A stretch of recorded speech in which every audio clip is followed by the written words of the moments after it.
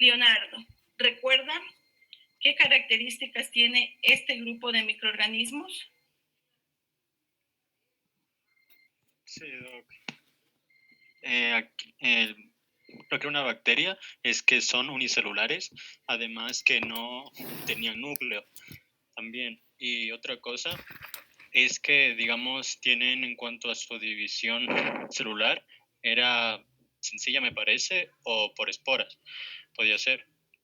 Y son, en cuanto a lo que es su familia, procariotas, si mal no recuerdo. Adrián, otras características. Su compañero mencionó que las bacterias no presentan núcleo. En este caso, ¿en qué estructura se encuentra el material genético? Bueno, nos decía que el material genético se encuentra en los ribosomas, si más no me acuerdo. Se encontraba flotando en el citoplasma. Ya. No tenía una... Sí, puede ser el material genético libre o también en qué otra estructura. En forma de anillos. Es el DNA, el material genético de las bacterias es circular, ¿sí? ¿Qué más? ¿Alguien más que recuerde? Anthony, ¿qué características recuerda de las bacterias? No se escucha.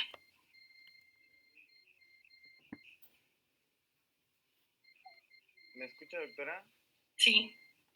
A ver, las características de las bacterias, que son células eucariotas, tienen su ADN circular no recuerdo bien, Doc. Doc. Espérenme un rato. ¿Puedo participar? Sí, solo déjeme poner... ya, siga. Ya, bueno, en unas características que mencionaba acerca de estas bacterias, decían que estas iban a tener una reproducción asexual por división binaria, me parece, y también mencionaba que estas iban a tener su material genético en un nucleoide, se denominaba, no es un núcleo, pero se les denomina nucleoide. También estas van a tener una pared celular, estas van a carecer de mitocondrias, tampoco van a tener un aparato de Golgi, y me parece que tampoco iban a tener vacuolas.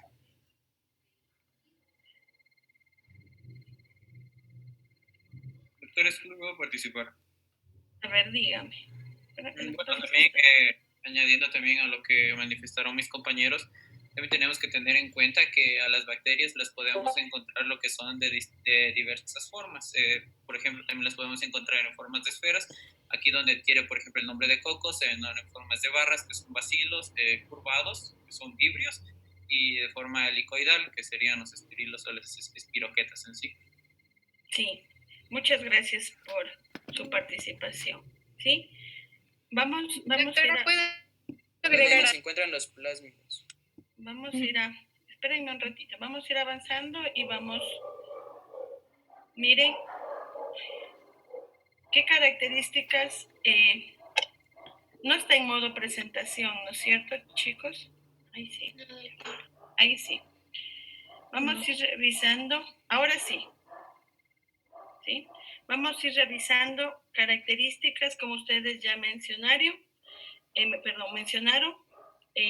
Las bacterias están dentro de los procariotas, ¿sí? A diferencia de los parásitos que revisamos, ¿a qué grupo pertenecen los parásitos, los protozoos y los helmintos que revisamos? En cambio, estos pertenecían a los eucariotas. Son eucariotas, ¿sí? Dentro de los procariotas hay dos grupos, que son las eubacterias y las arqueobacterias. Dentro de las eubacterias, dentro de las eubacterias se encuentran las bacterias, ¿sí? Como su nombre lo dice, estas no son visibles a simple vista. Ustedes observan en la gráfica el tamaño de las bacterias, ¿sí?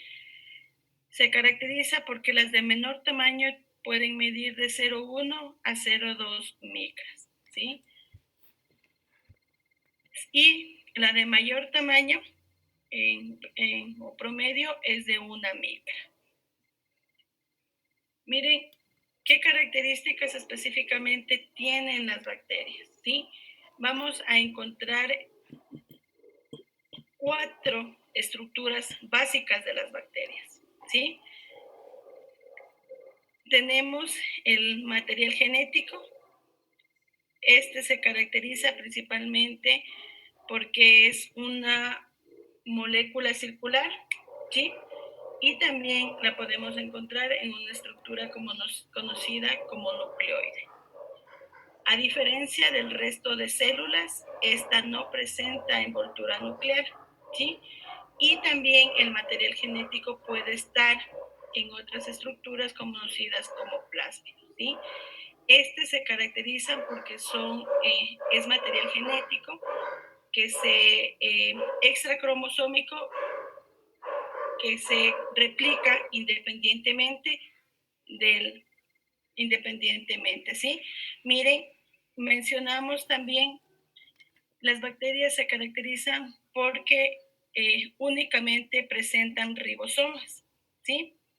Y también tiene la membrana citoplasmática, que es similar al resto de las células, ¿sí? Está constituida principalmente por fosfolípidos, proteínas y enzimas, ¿sí?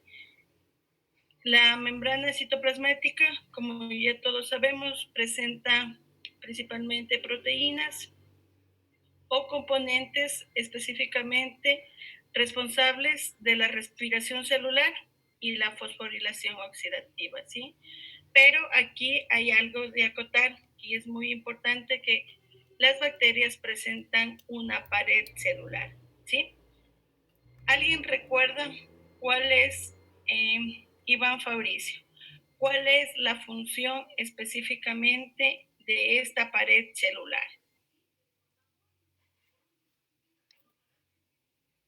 Iván Fabricio. Ya, decía que una principal función sería mantener una rigidez en la célula. ¿Sí? Y también limitar la relación entre lo que es el interior con el entorno de la célula. También protegerla de la contra bacteria en este microorganismos. caso. ¿Otra? También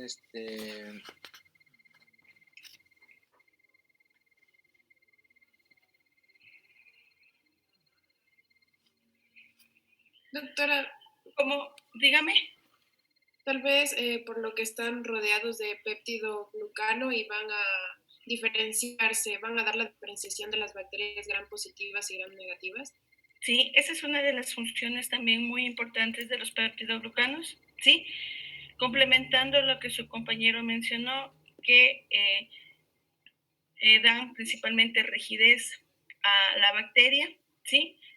Limitan tanto el espacio intracelular como extracelular, ¿sí? Pero también están asociados porque la pared celular permite principalmente la adherencia de la bacteria a las células blanco, ¿sí? También la pared celular le permite a la bacteria evadir al sistema inmunológico y favorece obviamente la patogenicidad de la bacteria. Y también el peptidoglucano estimula a la vez el sistema inmunológico para que se dé la respuesta inmunológica. Y ya lo vamos a ver por qué, ¿sí? Como su compañera mencionó, también la pared celular permite clasificarlas a las bacterias en gram negativas y gram positivas, ¿sí? Miren, ustedes tienen aquí una gráfica donde está diferenciada los componentes tanto de la pared celular gram negativa como gram positiva. ¿Cuál es la diferencia, Lisset, que usted observa en esta presentación, en esta gráfica? O sea, la pared gram positiva tiene mayor cantidad de proteoglucanos, mientras que la gram negativa me parece que es mucho más fina y tiene menos proteoglucanos. Es peptidoglucanos, ¿sí? A ver, aquí tenemos, miren, una característica muy importante es el contenido de peptidoglucanos, ¿sí? Y obviamente vamos a ver más adelante que este contenido también es la cantidad, más bien el grosor que tiene cada bacteria, también permite el comportamiento tintorial de la bacteria en la tinción de Gram, ¿sí? Lisette, ¿cuál es la diferencia que usted observa? Una usted ya mencionó, está acá la de los gram negativos. La gram presenta una capa muy fina de peptidoglucanos que ustedes lo ven representado aquí, ¿sí? En cambio, ustedes ven la capa o más bien la pared celular de las gram positivas. Esta presenta mayor grosor, ¿sí? La literatura reporta dice 20 veces más en relación a las gram negativas, ¿sí? ¿Qué otra diferencia se visualiza? Lisette. En la membrana externa igual, o sea, acá en la gram negativa, las porinas, y eso no encontramos en las gram. Otra característica muy importante que su compañera mencionó es que en las bacterias gram negativas ustedes encuentran aquí, miren, la pared celular, perdón, la membrana externa, ¿sí? Ojo, la membrana externa solo está presente en las gram negativas. ¿Y qué otra diferencia se observa? ¿Qué componentes parten o cuál es la función específicamente también de la membrana interna? Perdón, membrana externa. Miren, ustedes observan aquí, tienen los lipopolisacáridos, ¿sí? Los lipopolisacáridos se caracterizan principalmente porque están asociados con el efecto endotoxina producidas por las bacterias gram negativas, ¿sí? En cambio, miren, ustedes observan en las gram positivas no hay la presencia de una membrana externa, no hay la presencia de lipopolisacáridos. Lo que sí presentan estos es, en cambio, el ácido teicoico o el ácido lipoteicoico, ¿sí? Estos también se caracterizan porque están asociados en las gram positivas con el efecto endotoxina, ¿sí? O con un efecto endotoxina similar al producido por los lipopolisacáridos, ¿sí? Igual tienen las porinas, ¿sí? Las porinas o las proteínas, las porinas son las que facilitan el transporte. También tienen las proteínas ligadoras de penicilina. Estas son las responsables principalmente de la síntesis de peptidoglucanos. Estas se caracterizan principalmente porque son el sitio blanco de la mayoría de los antibióticos, específicamente de los beta-lactámicos. Entonces, nos queda claro, miren, gráficamente, ustedes tienen la clasificación de la pared celular de las gram negativas, ¿sí? Miren, es más compleja, ustedes tienen la membrana celular, tienen el periplasma, ¿sí? En la cual se encuentra un sinnúmero de proteínas, ¿sí? Y también tienen la membrana externa, y de la membrana externa nacen los lipopolisacáridos. Ojo, los lipopolisacáridos solo se encuentran en la pared, en las gram negativas, ¿sí? Miren, ¿cuál es la estructura del lipopolisacárido? Ustedes tienen aquí, ¿sí? Miren, el lipopolisacárido está estructurado principalmente por una parte lipídica, ¿sí? O denominada lípido A. Tienen un polisacárido central y el antígeno O, ¿sí? ¿Cuál es específicamente la función del lípido A? Es, primero, este se caracteriza porque estimula al sistema inmunológico y produce la liberación de citoquinas, y específicamente interleucina 1, interleucina 6 y factor de necrosis tumoral, ¿sí? ¿Y alguien sabe cuál es la función de la interleucina 1, interleucina 6, interleucina 8 y factor de necrosis tumoral? Participa en el... Anthony, ¿cuál es la función de estas citoquinas? Perdón al que lo interrumpí.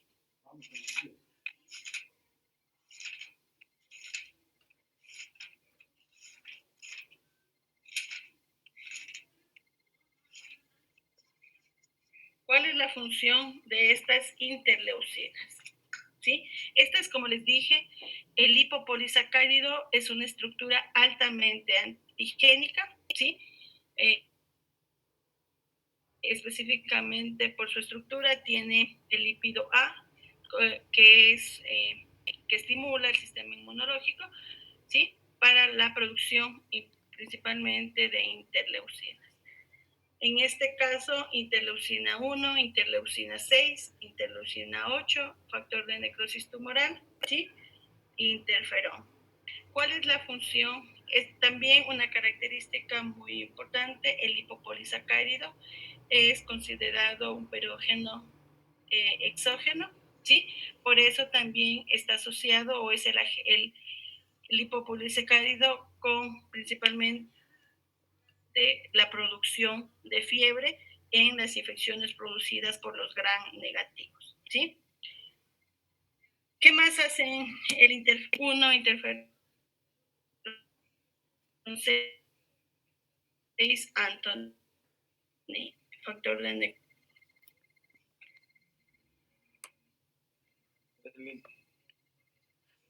Uno nos dice que ayuda a regular la actividad del sistema inmunológico. ¿Qué es eso? Estas son citoquinas, ¿sí? Que median principalmente el proceso de... ¿sí? Se caracterizan principalmente porque produce aumento de la permeabilidad vascular, ¿sí?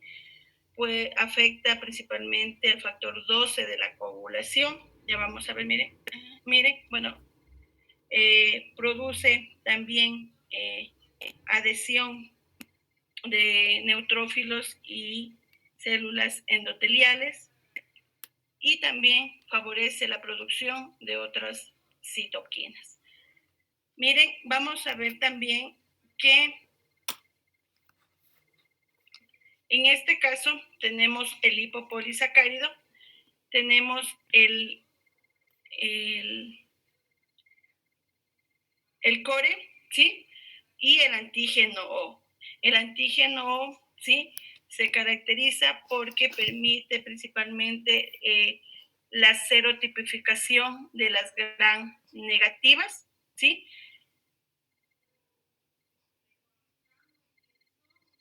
Este se caracteriza principalmente porque está constituido por polímeros, ¿sí? Específicamente 1 a 8 residuos glicosilados, y estos residuos glicosilados en las diferentes especies de los gram negativos son variables, por eso permite la serotipificación de los gram negativos.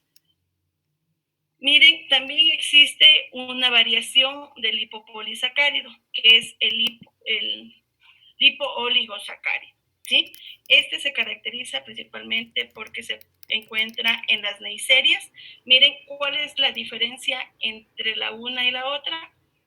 Miren, tiene el lipooligosaccárido, tiene el lípido A, tiene el core, pero lo que no tiene es el antígeno O.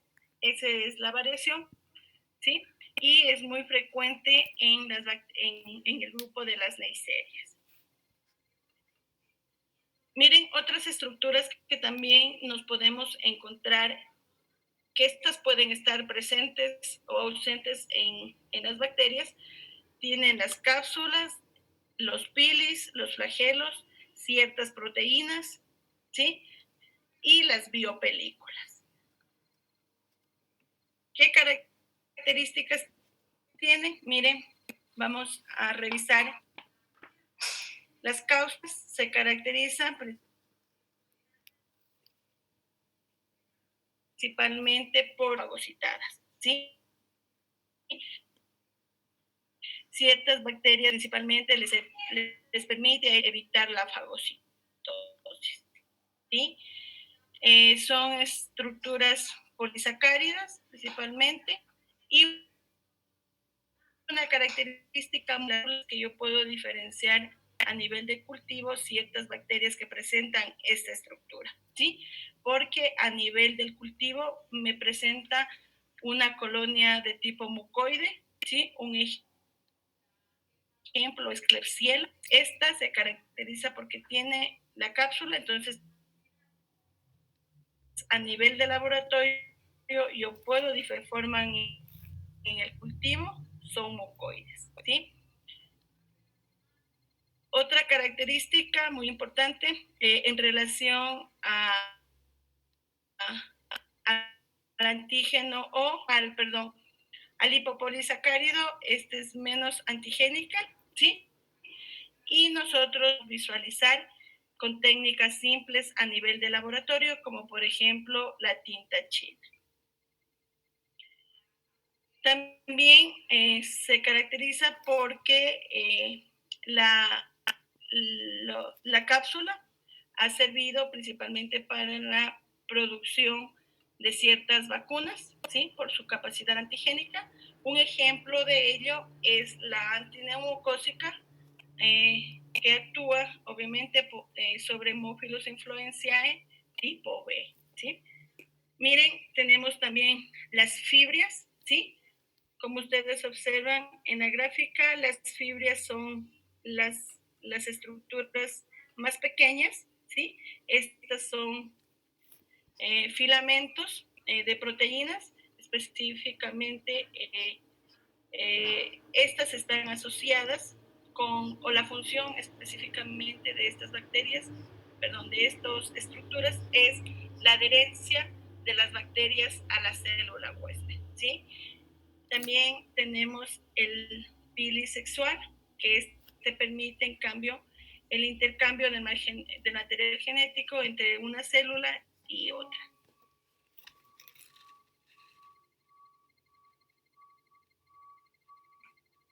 Miren, otra estructura que tenemos es los flagelos, ¿sí? Miren, como ustedes observan, en cambio, estos son filamentos más largos, delgados, ¿sí? Estos se caracterizan porque son helicoidales y obviamente están asociados con la motilidad de la bacteria, ¿sí? Miren, dependiendo al número y a la disposición de los flagelos en la bacteria, estos se clasifican en monótrico cuando presenta un flagelo a un solo lado, ¿sí? Lofótrico cuando presenta un grupo de flagelos a los dos lados, anfítrico, un solo flagelo en los dos lados, y perítrico cuando presenta en toda la superficie el flagelo, los flagelos. Otras estructuras que se encuentran en las bacterias y específicamente en dos grupos son que ciertas bacterias tienen la capacidad de formar esporas, ¿sí?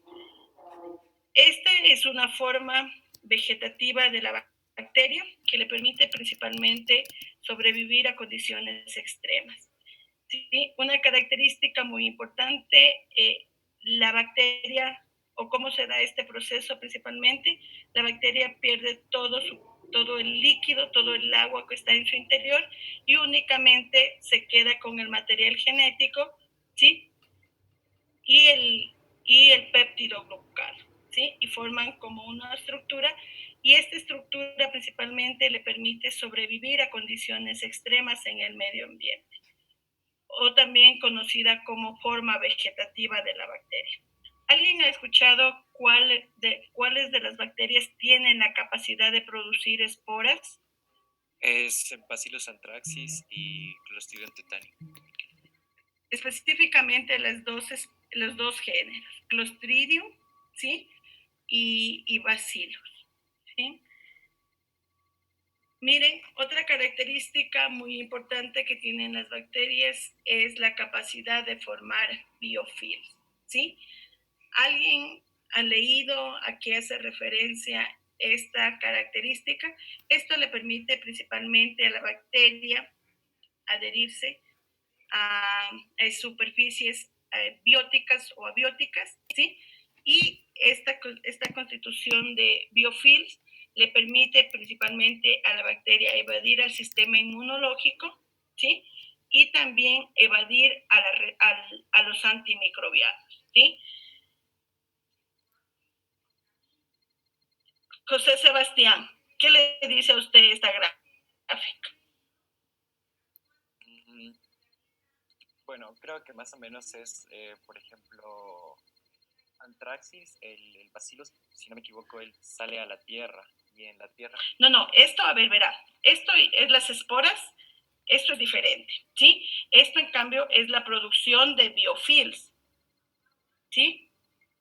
Esta es una característica que también presentan las bacterias. Las esporas es una y los biofilms son otras, ¿sí? Estas es una característica que tienen las bacterias, ¿sí? Que principalmente, miren, como ustedes observan en la gráfica, digamos que esta es una superficie abiótica y aquí empiezan a adherirse las bacterias, forman un conglomerado de bacterias y sobre este conglomerado se forma una capa, ¿sí? Polisacárida, y esta capa polisacárida obviamente a la bacteria la va a proteger principalmente de la fagocitosis del sistema inmunológico del paciente y también le permite a la bacteria, a este conglomerado de bacterias sobrevivir a los antimicrobianos, ¿sí? Esto se caracteriza principalmente porque está asociado. Un ejemplo, ¿alguien ha escuchado un ejemplo de la formación de biofilms? Un ejemplo muy común. ¿Sería la salmonela, doctora? No. ¿Algo más? La placa dental. La placa dental, ¿sí? Streptococcus mutans se caracteriza porque tiene la capacidad de formar biofilms, ¿sí? Y producir la placa dental. Es un ejemplo muy común, ¿sí?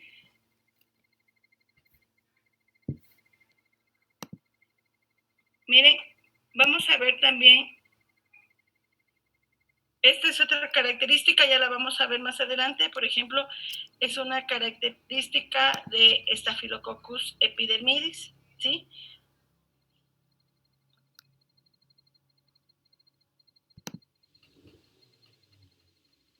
Miren, esto, su compañero mencionó anteriormente que a las bacterias también nosotros las podemos visualizar de diferente forma, ¿sí? Específicamente nosotros a las bacterias las podemos clasificar principalmente por características macroscópicas y microscópicas que estas presentan. Específicamente macroscópicas hace referencia a características propias de las bacterias en diferentes medios de cultivo, ¿sí? Y obviamente microscópicas, diferenciar tanto la morfología que ellas presentan como su comportamiento hacia diferentes colorantes, ¿sí? Obviamente características de crecimiento, ciertas propiedades metabólicas, vamos a ver más adelante, hay ciertas bacterias que utilizan para su crecimiento los carbohidratos, sí, fermentan carbohidratos. Vamos a ver también algo que me faltó de acotar aquí, en los flagelos, estos también se caracterizan porque son estructuras altamente antigénicas, ¿sí? Así como el lipopolisacárido está asociado específicamente el antígeno o antígeno somático, En cambio, en los flagelos está asociado al antígeno H, ¿sí? Y algo más de acotar también, aquí la cápsula está asociado específicamente al antígeno K. Estas tres estructuras, ¿sí?, son altamente antigénicas. El antígeno K facilita o permite principalmente la serotipificación de los cocos, más bien de los gram positivos.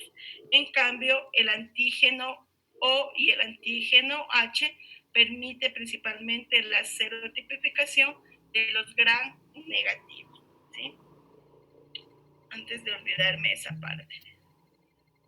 Miren, por ejemplo, aquí ustedes visualizan, miren, son ciertas características macroscópicas que a mí a nivel de laboratorio me permiten identificar a las bacterias, ¿sí?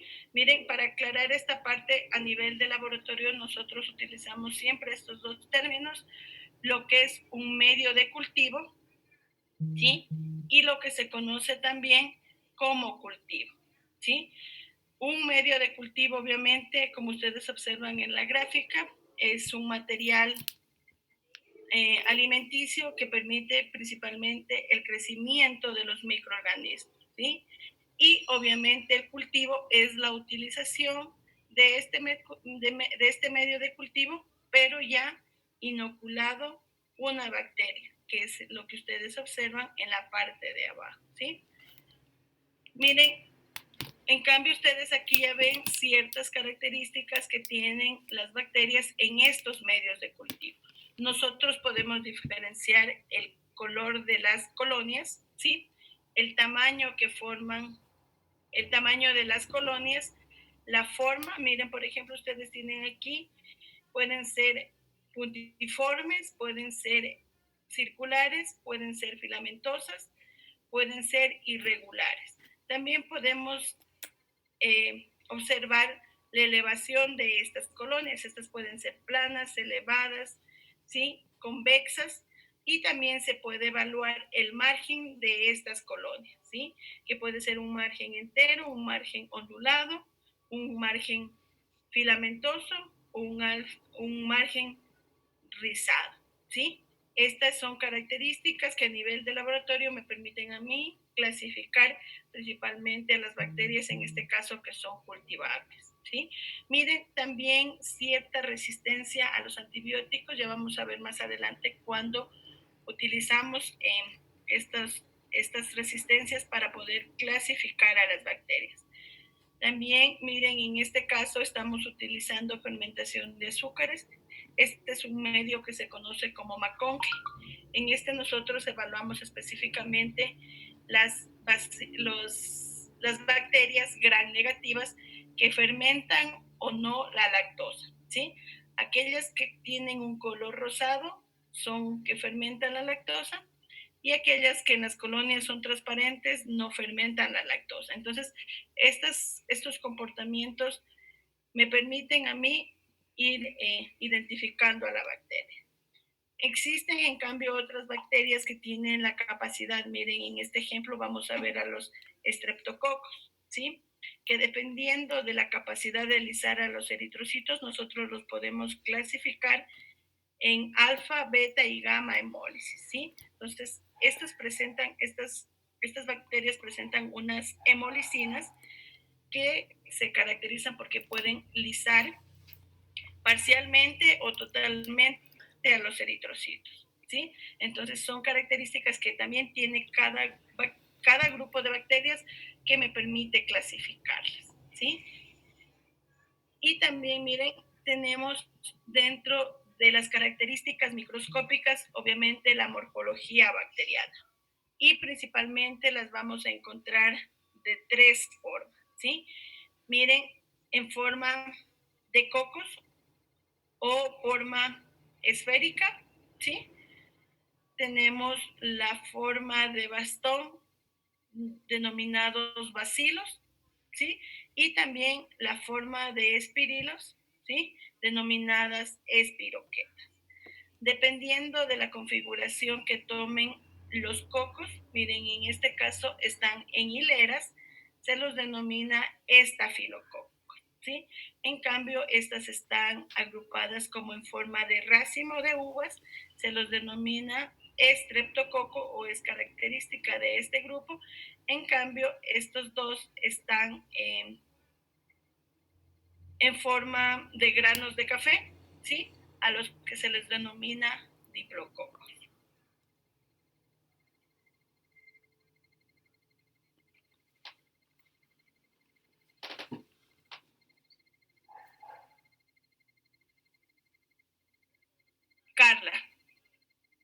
Carla Castro. Dígame, ¿usted ha leído o ha escuchado cuál es el fundamento específicamente de la tinción de Gram? ¿Sí? O sea, lo que leí era que consistía en un procedimiento rápido que tomaba aproximadamente 10 minutos, en el cual se iba a utilizar una tinción violeta. De este color se iban a teñir sobre todo las bacterias que son gram negativas y tenían una pared más gruesa. Y en cambio las gram positivas iban a quedar transparentes y se iban a teñir de rosado por safrí. No recuerdo el nombre del otro. Miren, la tinción de Gram se basa específicamente en la composición de la pared celular, ¿sí? Como ustedes recuerdan, miren, ustedes tienen una gráfica en la que determinan, ustedes ven unas bacterias teñidas de violeta y unas bacterias teñidas de color rosa, ¿sí? Las de color violeta son gram positivas y las de color rosa son gram negativas, ¿sí? Aquí juega también un papel muy importante la pared celular, porque las bacterias gram positivas se tiñen específicamente de color violeta, ¿sí? Nosotros en la tinción de Gram utilizamos 4 colorantes, más bien 2 colorantes, ¿sí? Que es el violeta cristal y la safranina, y utilizamos 2 reactivos adicionales, ¿sí? Como es el Ucol y el alcohol cetona, ¿sí? En el orden que se debe colocar está el violeta cristal, el Ugol, el alcohol cetona y la safranina. ¿Cuál es específicamente, chicos, el fundamento? ¿Sí? ¿Qué es lo que ocurre específicamente en las gram positivas? ¿Sí? Como nosotros mencionamos anteriormente, estas se caracterizan principalmente porque tienen una capa gruesa de peptidoglucanos, ¿sí? Entonces, lo que nosotros hacemos primero es fijar, ya vamos a ver también un video para que nos quede bien clara esta parte. Lo que hacemos primero es fijar la muestra a la placa, ¿sí? Utilizando medios físicos, como por ejemplo el calor directo, ¿sí? Y podemos dejarse secar la placa al medio ambiente y posteriormente de eso adicionamos el violeta cristal, ¿sí? El violeta cristal lo que hace es ingresar al interior de la célula, como ustedes observan en la gráfica, ¿sí? Luego de eso nosotros colocamos el Ugol. El Ugol se caracteriza principalmente porque forma o permite principalmente la precipitación y forma un complejo con el violeta cristal y se internaliza totalmente en el interior de la célula, ¿sí? Posterior a eso yo adiciono el alcohol cetona, ¿sí? La función específicamente del alcohol cetona es decolorar, ¿sí? En las gram positivas, esta capa gruesa de peptidoglucanos evita ser decolorada por el alcohol cetona, ¿sí? Y posteriormente nosotros adicionamos la safranina, y obviamente la safranina no va a ingresar al interior de la bacteria porque ya está el violeta cristal, ¿sí? Entonces, en este caso nosotros tenemos las gram positivas. ¿Qué pasa en cambio en las gram negativas? Igual, la misma forma, preparamos el frotis y adicionamos el el violeta cristal, ¿sí? Adicionamos el violeta cristal. Nosotros sabemos que la pared celular de las gram negativas es constituida principalmente por una capa muy fina de peptidoglucanos. Entonces colocamos el violeta cristal, ¿sí? Luego adicionamos el Lugol. Este forma un complejo con el violeta cristal, ¿sí? Tiene un efecto mordiente, permite la precipitación del colorante en la célula. Y ahora igual adicionamos el alcohol cetona. En este caso el alcohol cetona va a sacar todo el violeta cristal del interior de la célula o de la bacteria y van a quedar nuevamente sin colorante la bacteria. Al final adiciono la safranina, ¿sí? Y esta es la que va a teñir a las gram negativas. Por eso ustedes tienen las gram positivas teñidas de violeta y las gram negativas teñidas de color rosa. Principal, como les dije, aquí juega o el fundamento se basa principalmente en la pared celular de las bacterias. Dani, claro, la tinción de Gram, ¿sí? Y esto permite a mí hacer la clasificación más grande de las bacterias asociadas a enfermedades en el humano. Tienen las gram negativas y las gram positivas. Claro, chicos, ¿sí? Específicamente es relacionado con la pared celular de estas bacterias, ¿sí? Las gram positivas se van a teñir de color violeta y las gram negativas se van a teñir de color rosa. Y esto es lo que ocurre normalmente al adicionar los colorantes, ¿sí?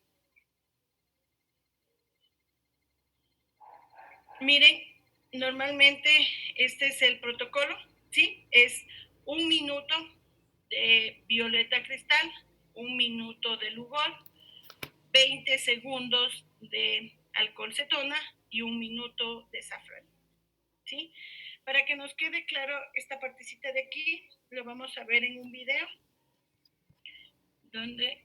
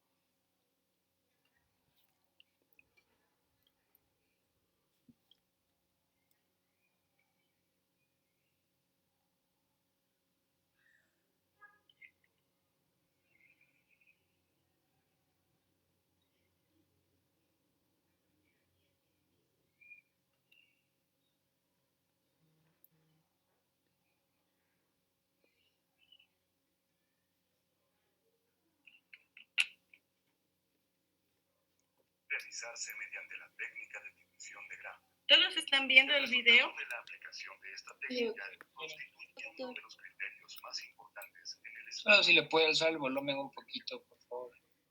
En las áreas está todo el volumen, chicos. Ambiental, sanitaria, de alimentos, agrícola y en la biotecnológica. En este programa vamos a seguir paso a paso la técnica de tinción de Gram para que ustedes la puedan realizar con mayor precisión y eficacia.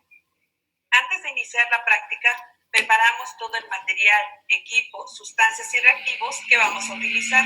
4 reactivos: cristal violeta, Lugol, alcohol acetona y safranina.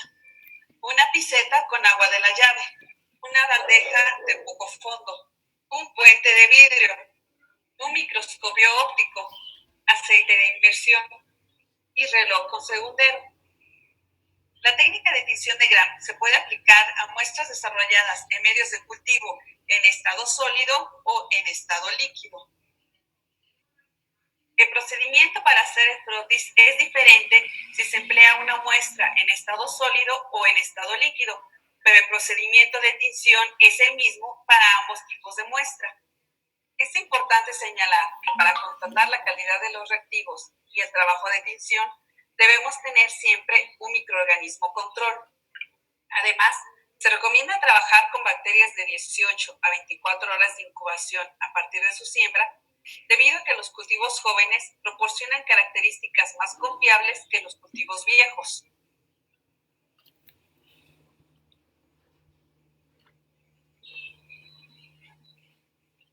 Realizado el frotis de las muestras en los medios de cultivo sólido y líquido, iniciamos la técnica de tinción de Gram, cuyo procedimiento, como ya lo indicamos, es el mismo independientemente del estado físico de las muestras. Recordemos que la tinción es un proceso en el que se aplican uno o más colorantes a los microorganismos para proporcionarles color a las células o a parte de ellas. Colocamos los portaobjetos sobre el puente y agregamos unas gotas del colorante primario, que es el cristal violeta. Cubrimos el frotis, evitando que escurra el colorante.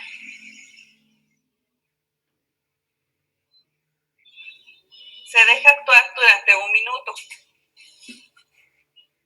En este lapso, el colorante tiñe a todas las células.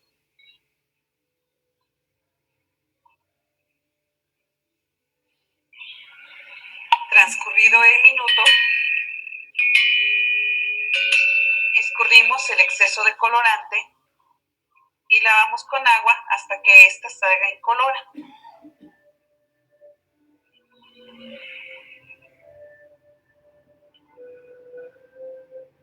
Aplicamos ahora el segundo reactivo, que es el Lugol. Cubrimos la muestra sin que se derrame y dejamos que el Lugol actúe durante 1 minuto. En este momento, el Lugol actúa como mordente para aumentar o reforzar la unión entre el colorante y el sustrato, formando un complejo cristal violeta, ribonucleato de magnesio, yodo.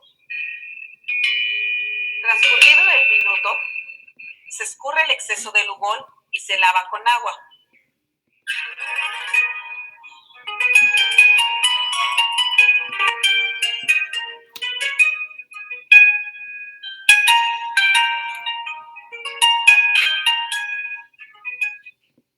Ahora vamos a realizar la decoloración, que es el punto crítico de la técnica de tinción de Gram, debido a que es en esta etapa cuando se realiza la diferencia entre las bacterias, que a partir de este momento denominaremos como Gram positivas y Gram negativas. Se agregan unas gotas de alcohol acetona hasta que el reactivo escurra incoloro. Inmediatamente se lava el exceso de reactivo.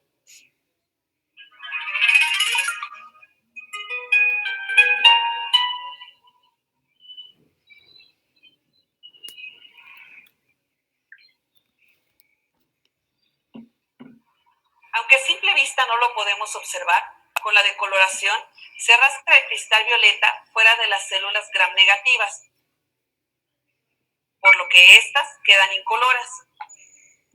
En las bacterias Gram positivas ocurre lo contrario.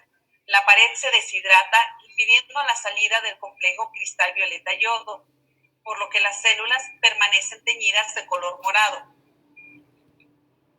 Una vez retirado el alcohol acetona, se vierten unas gotas de safranina, que es el colorante de contraste y último reactivo.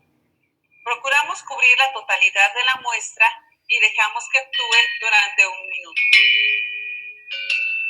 Este último reactivo solo imparte color a las bacterias que durante la decoloración perdieron al complejo cristal violeta yodo, es decir, a las Gram negativas, las cuales se tornan invisibles y reaccionan con la safranina, en tanto que las bacterias Gram positivas permanecen de color morado. Transcurrido el minuto, se escurre el exceso de safranina. Se lava con agua hasta que ésta salga incolora.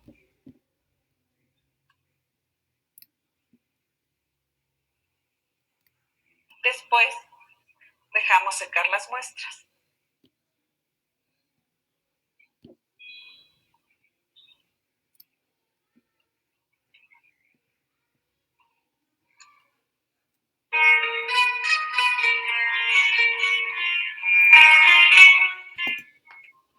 secas las muestras, las observamos al microscopio. Observamos primero con el objetivo de 10x para enfocar el campo microscópico. Afinamos la imagen con el objetivo de 40x para confirmar el campo seleccionado o para buscar otro más adecuado. Agregamos una gota de aceite de inmersión y colocamos el objetivo de 100x.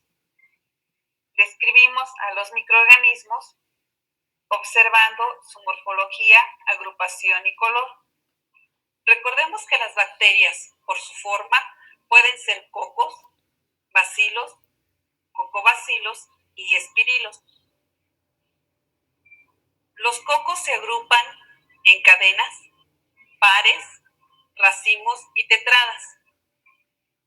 Los bacilos se agrupan en cadenas, empalizada, letras chinas o pueden no tener agrupación. Los cocobacilos y los espirilos no presentan una agrupación característica. Las bacterias que se tiñen de color morado son gram positivas y las bacterias de color rojo son gram negativas. Es importante dibujar el esquema del microorganismo observado y describir sus características en la bitácora.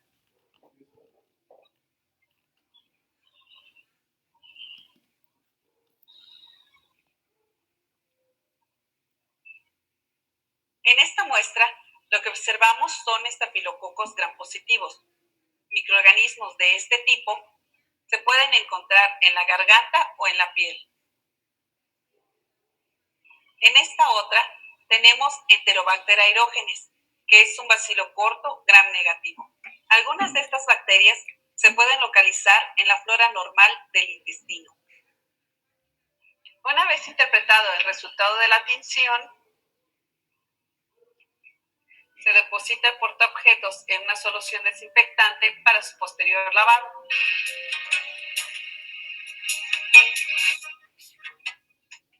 Como hemos visto, la diferencia microscópica entre bacterias gram positivas y gram negativas es que las gram positivas se ven teñidas de color morado, mientras que las gram negativas se ven teñidas de color rojo.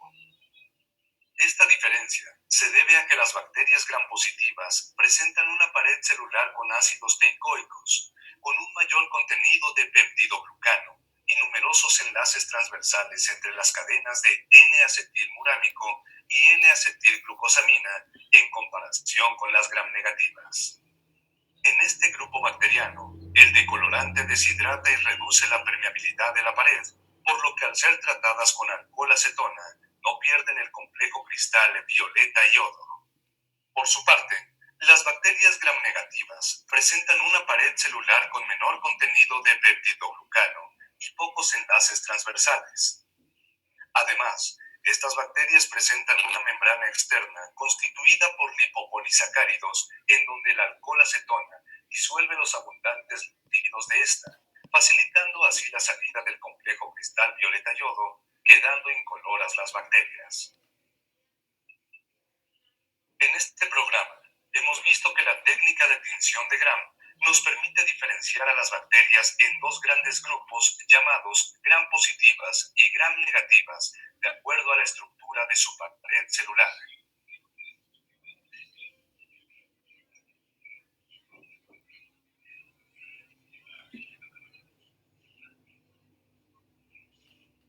Que la preparación del frotis debe quedar con un grosor adecuado, es decir, ni muy escaso ni muy denso, para su correcta observación al microscopio. Que siempre debemos trabajar con un microorganismo control para constatar la calidad de los reactivos y el trabajo de tinción. También utilizar bacterias de 18 a 24 horas de incubación para obtener resultados confiables. Que la decoloración es el punto crítico de la técnica de tinción de gram, por ser en este paso donde se establece la diferencia entre gram positivas y gram negativas. Además, es importante respetar el orden y tiempo en que se agregan los diferentes reactivos. Ahora,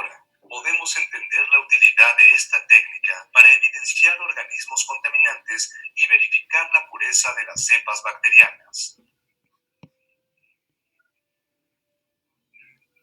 Cuando se trata de localizar un agente causante de enfermedad, la técnica de tinción de Gram nos guía en la selección del medio de cultivo más adecuado para el crecimiento del microorganismo en estudio, así como para probar antibióticos específicos con el fin de erradicar bacterias Gram positivas o Gram negativas.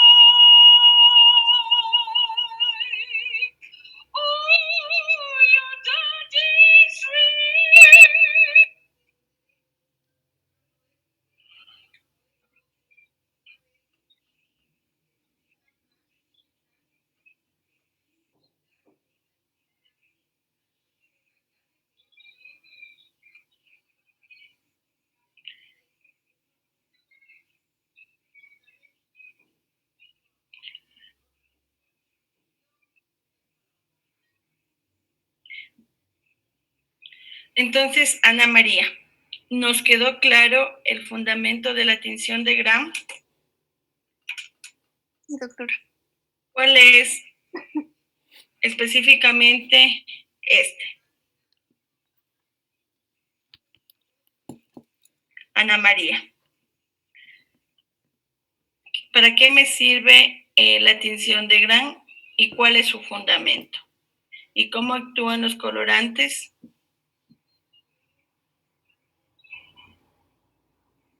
Ana María. Perdón, Doc, estoy con... No le escucho muy bien, estoy con el internet de mal. ¿Cuál es el fundamento de la tinción de Gram?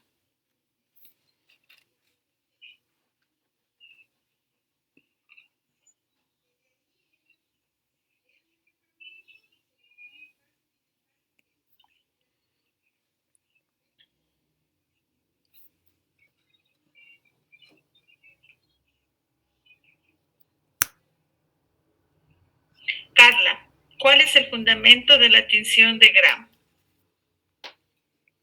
Ya, el fundamento de la tinción de Gram es que primero se va a coger la muestra y se va a teñir con el violeta cristal. Después de esto se la va a enjuagar y se va a retirar el exceso de tinción. Luego se va a poner odaína, que es para que se centre la tinción violeta en las bacterias. Y luego igual que no se olviden, eso es el Ubor. Luego de esto se la va a lavar otra vez y quitar el exceso. Y de aquí se va a poner el alcohol acetona, para que de esta manera no sé cómo decir la palabra, bueno, se quite la tintura de las que no se fijó el cristal violeta y estas van a quedar sin ningún color y van a quedar pálidas. Y luego se va a poner la safranina, la cual va a teñir a las que quedaron pálidas, y entonces las que se tiñen de violeta van a ser las Gram positivas, y de rosado o con la safranina las Gram negativas. Y esto a diferenciar las Gram positivas de las Gram negativas, y decía que era importante para elegir tratamientos que se van a utilizar. Sí, gracias. Ustedes observaron en el video que decía que dependiendo de la consistencia de la muestra va a ser la preparación del frotis, ¿sí? En el caso de cultivos sólidos, en este caso, lo que se hace, o también depende mucho del tipo de muestra que nos llegue al laboratorio. Por ejemplo, si nos llega una orina que sabemos que las bacterias vienen resuspendidas en un líquido, lo que hacemos únicamente es tomar una gota de esta muestra biológica, ¿sí? Y colocarla en el portaobjetos para ser fijada posteriormente. En cambio, en muestras como por ejemplo exudados, ¿sí? Un exudado faríngeo, yo lo que tengo que es disolver el exudado en suero fisiológico o agua, ¿sí? Principalmente suero fisiológico. Entonces, a eso hace referencia que dependiendo, igual, por ejemplo, si a nivel de laboratorio yo quiero hacer una tinción de Gram a una bacteria que la sembré en un medio líquido, obviamente lo que hago es únicamente tomar una gota de este cultivo y colocar sobre el portaobjetos. En cambio, si tengo la muestra o la bacteria está en una colonia, en un medio en un cultivo, lo que hago es igual tomar la colonia y resuspenderla en suero fisiológico, ¿sí? Esa es la diferencia entre la preparación del frotis dependiendo de la consistencia de la muestra. Porque yo puedo hacer un frotis ya sea de una muestra directa, ¿sí? Puede ser orina, sangres, líquido cefalorraquídeo, cualquier líquido, ¿sí? Entonces, en este caso que yo procese líquidos, obviamente voy a trabajar únicamente con la muestra directa. En cambio, en el caso de los exudados, yo tengo que diluir el exudado para poder visualizarlo, ¿sí? Entonces, ojo chicos, algo de acotar también, por ejemplo, yo con la tinción de Gram, el único resultado que le puedo dar al médico es un bacilo Gram negativo, es un coco Gram positivo. Yo no puedo decirle, es un coco Gram positivo que tiene cara de Staphylococcus aureus. No, ¿sí? Si yo hago la tinción de una muestra biológica, donde sí juega un papel muy importante es para el diagnóstico de Neisseria, ¿sí? Porque si yo visualizo en el Gram directamente un diplococo Gram negativo, quiere decir que es una Neisseria, y además tiene a nivel de laboratorio el aislamiento es complejo. Entonces, este resultado a mí ya le daría al médico la causa del cuadro clínico, en el caso de las Neisserias. En cambio, por ejemplo, miren, a nivel de áreas donde tenemos, además de la bacteria que está causando el cuadro clínico, microbiota, por ejemplo, a nivel de la garganta o faringe, ¿sí? Predomina cocos Gram positivos igual. Y, por ejemplo, el principal agente causal de la faringitis bacteriana es un coco Gram positivo. Entonces, ahí tenemos que hacer un buen aislamiento, una buena siembra para poder aislar el agente causal del cuadro clínico, ¿sí? Entonces, por ejemplo, también lo mismo ocurre en, por ejemplo, un Gram de materia fecal. No tiene mucha utilidad. ¿Por qué? Porque la materia fecal predomina la microbiota Gram negativa, ¿sí? Y dentro de las bacterias que producen gastroenteritis tenemos a Salmonella y Shigella. Y estas también son Gram negativos. Entonces ahí no me va a permitir a mí diferenciar el agente causal de la microbiota, ¿sí? Entonces, pero ojo chicos, por ejemplo, yo con la tinción de Gram a partir de un líquido estéril, ¿sí? Yo no le puedo, lo único que le puedo decir al médico, ¿sabes qué? Es un diplococo Gram, es un bacilo Gram negativo, es un coco Gram negativo o es un bacilo Gram negativo, ¿sí? Yo no puedo decirle, por ejemplo, sospecho que parece que es Escherichia coli. No, el Gram determina únicamente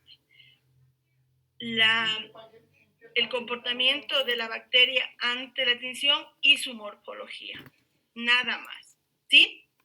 En el cultivo posterior a esto, y a mí me va dando el cultivo me proporciona cierta información que yo ya puedo ir sospechando posiblemente del agente causal. Pero hasta el final que yo no haga la identificación, yo no puedo decir es una Escherichia coli, es una Klebsiella, es una pseudomona o es un Staphylococcus aureus.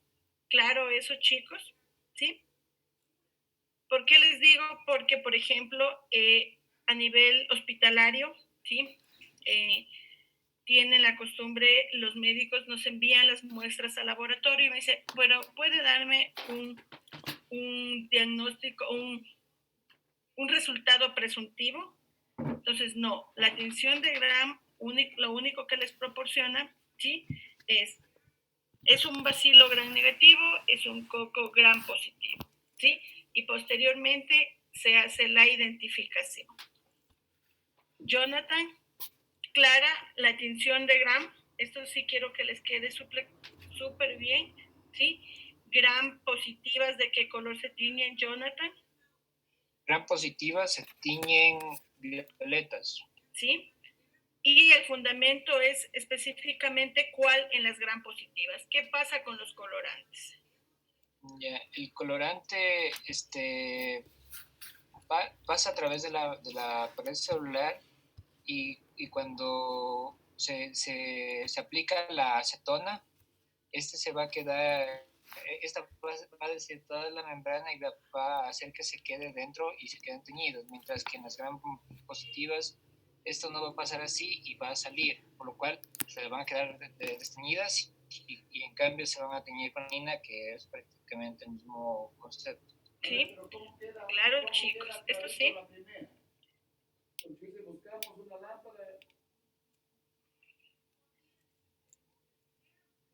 Miren, entonces, la clasificación de gram permite clasificar a las bacterias, ¿sí? En gram positivas y gram negativas, y también otras bacterias que no pueden ser teñidas por esta tinción. En cambio, se utiliza la técnica conocida como ácido alcohol resistente, ¿sí? O tinción de Siemens. Una característica muy importante es específicamente la pared celular de estas bacterias. Un ejemplo de ello es Mycobacterium, ¿sí? Que se caracteriza principalmente porque esta pared celular está constituido principalmente por ceras, ¿sí? Miren, algo más dentro de la clasificación de las, tenemos la taxonomía bacteriana, ¿sí? Esta permite organizar principalmente a las bacterias, la clasificación, su nomenclatura y obviamente la identificación. Miren cómo se da específicamente las categorías taxonómicas, ¿sí? Está en las bacterias, va desde el reino hasta el subtipo, ¿sí? Lo más utilizado en este caso tenemos el orden, que ya lo vimos, está dentro de las eubacterias, ¿sí?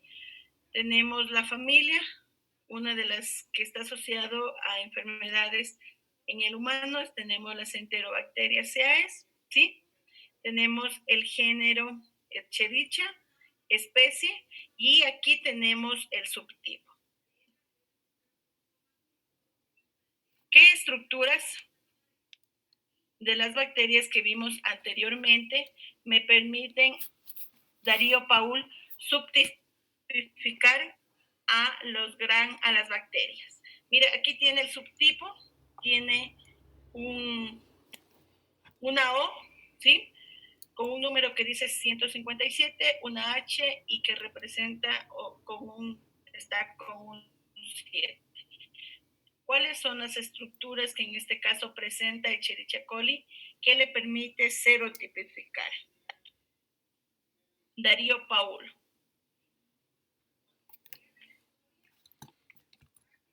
Sí, por la presencia de flagelos tal vez sería. No le escuché. Tal vez por la presencia de flagelos se puede clasificar. Yo les mencioné que hay 3 estructuras que nos permiten serotipificar las bacterias. ¿Cuáles serán estas? Darío Paul.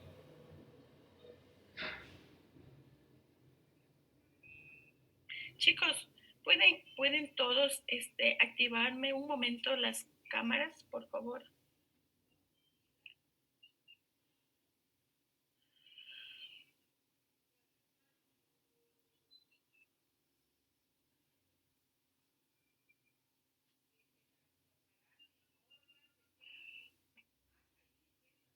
Basta.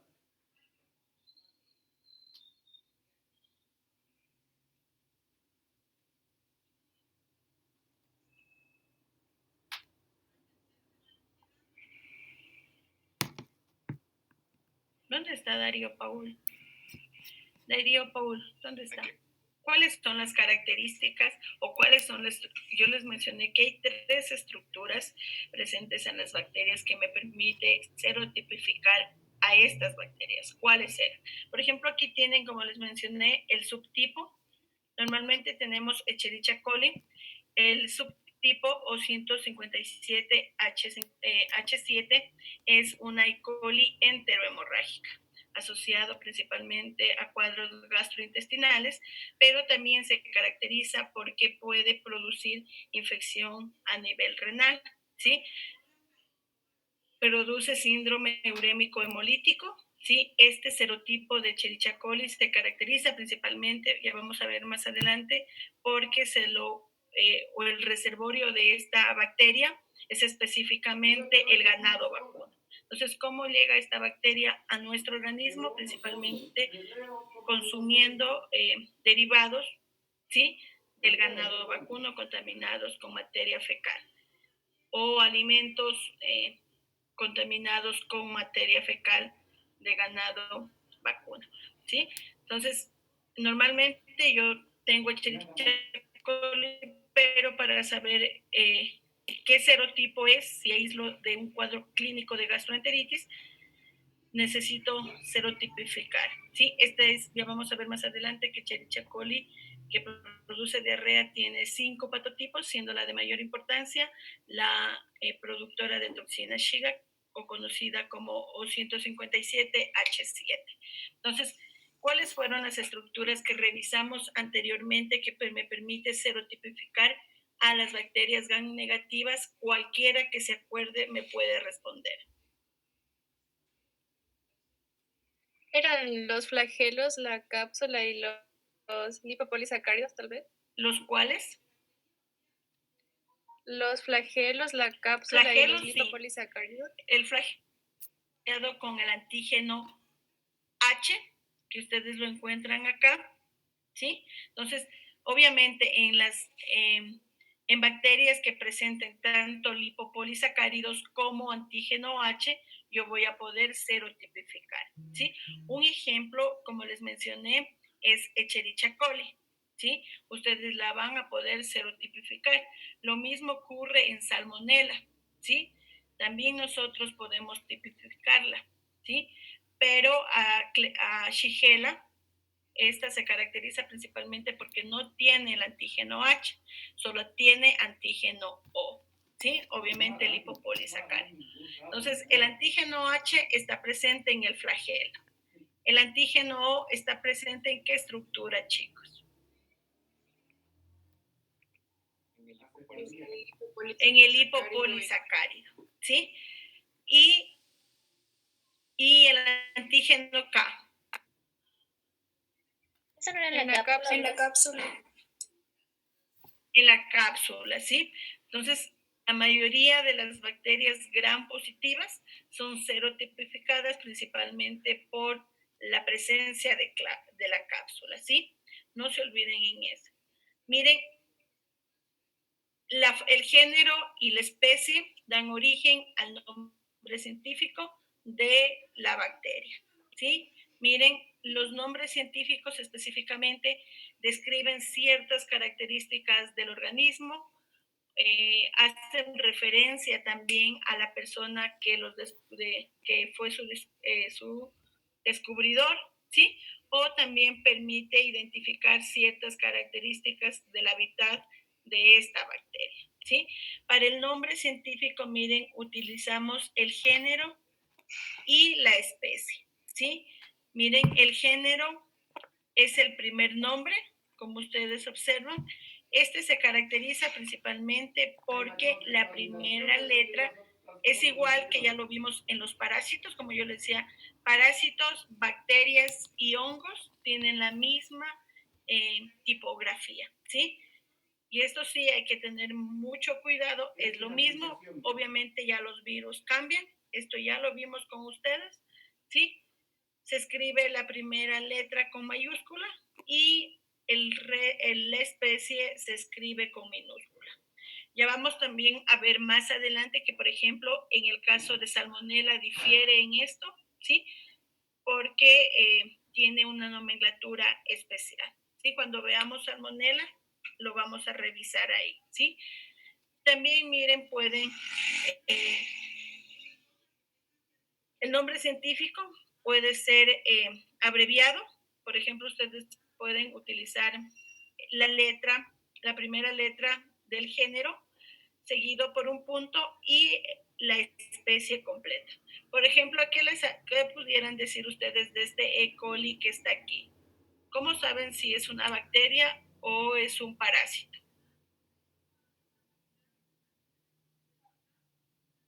¿Sí? Aquí obviamente juega mucho por ejemplo, si ya ustedes tienen E. coli, ¿sí? En este caso, el contexto que se haga referencia a esa palabra, si tienen E. coli, es un bacilo gram negativo, ¿sí? En cambio, también lo van a encontrar E. coli como Entamoeba coli, ahí va a cambiar, es un parásito, un parásito no patógeno que habita en el intestino grueso del hombre, por ejemplo, ¿sí? Miren, también nosotros vamos a encontrarnos con dos características, ¿sí? Por ejemplo, podemos abreviar, miren, utilizamos SP cuando se determina que el género solo presenta una especie, o SPP cuando el género presenta varias especies, ¿sí? Miren,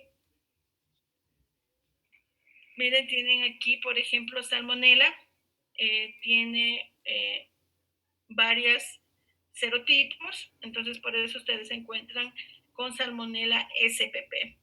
En cambio, aquí tienen el Rhizopus, que presenta una sola especie identificada, y se utiliza el SP. Más bien el uno hace cuando hay en singular y el otro en plural, ¿sí? Igual, miren, tienen el nombre completo, ¿sí?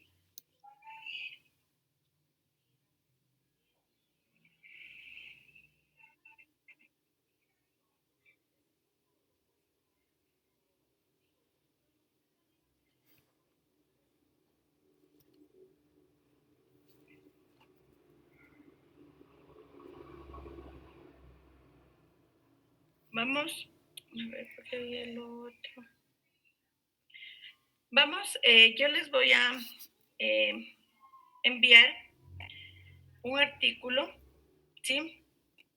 De la microbiota en general, ¿sí? Por ejemplo, ustedes aquí ¿está compartido la presentación? Sí, ¿no es cierto? Miren, por ejemplo, yo les tengo aquí la presentación relacionada con la microbiota, ¿sí? Pero, por ejemplo, en esta presentación nos indica a nosotros que principalmente, ¿sí?, están reportadas ciertas bacterias que pueden ser cultivadas, ¿sí? Pero en la actualidad, ya con la secuenciación masiva, ¿sí?, se ha determinado que supuestamente en áreas que eran estériles hay la presencia de microbiota, ¿sí? ¿Qué es la microbiota? Principalmente conjunto de microorganismos, pueden ser bacterias, pueden ser hongos, pueden ser virus, pueden ser parásitos, ¿sí?, que residen en nuestro cuerpo. Estos pueden actuar ya sea como comensales, como mutualistas, o pueden ser patógenos para el humano, ¿sí? Voy a enviarles ahora un artículo, ¿sí?, para que ustedes lo revisen y hacemos un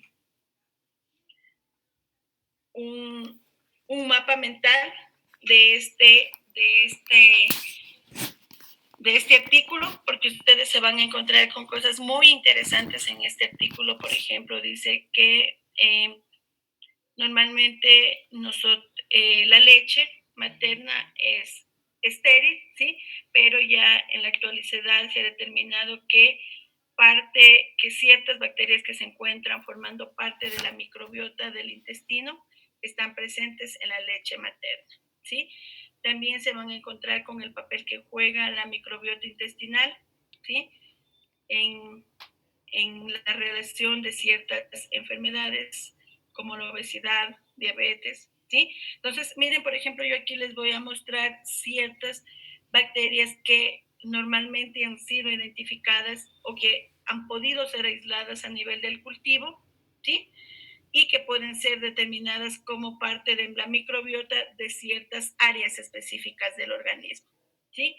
Pero con este artículo vamos a complementar, ¿sí? Porque aquí les está diciendo, vamos a encontrarnos con cosas muy bonitas, muy importantes, ¿sí? Que lo revisen. Esta es una actividad grupal. También está cómo está conectada la microbiota intestinal con el sistema nervioso, ¿sí? Cuando nosotros hacemos dietas, porque nos llegan los cuadros de querernos atragantar de todo. Entonces, está muy bonito este artículo para que ustedes lo revisen, lo analicen, ¿sí? Y hagamos esta actividad de hacer un mapa mental de este artículo.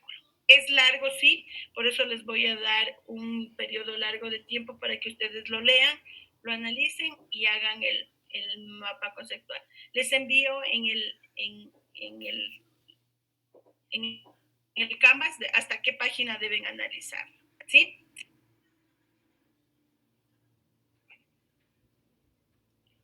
Y quedamos hasta aquí porque ya creo que es hora. Tienen la hora, chicos, porque se me apagó mi celular. Aquí. ¿No? Ya nos quedan 7 minutos. Yo les envío la presentación. Igual les voy a dar un tiempito largo de tiempo porque sé que esta semana están en exámenes. Y lo analicen esta actividad. Obviamente es antes del 15 para yo poder pasar ya sus notas, ¿sí? Chicos, iba a decir, no, con ustedes ya tuve la segunda parcial, ¿no es cierto? ¿Sí?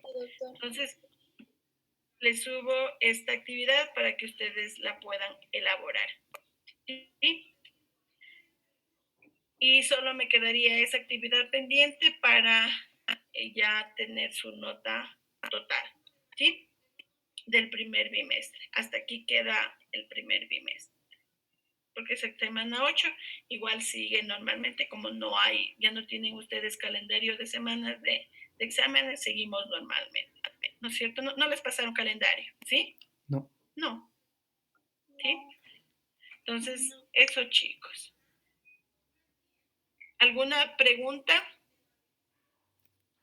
No, doctora. ¿Todo claro? Doc, ¿nos puede pasar por favor el link de la clase grabada en el Canvas? No, les quise pasar tengo que hacer esto del YouTube y todavía no he hecho, tengo todas las clases desde las que no puedo subir a la nube, ya les paso para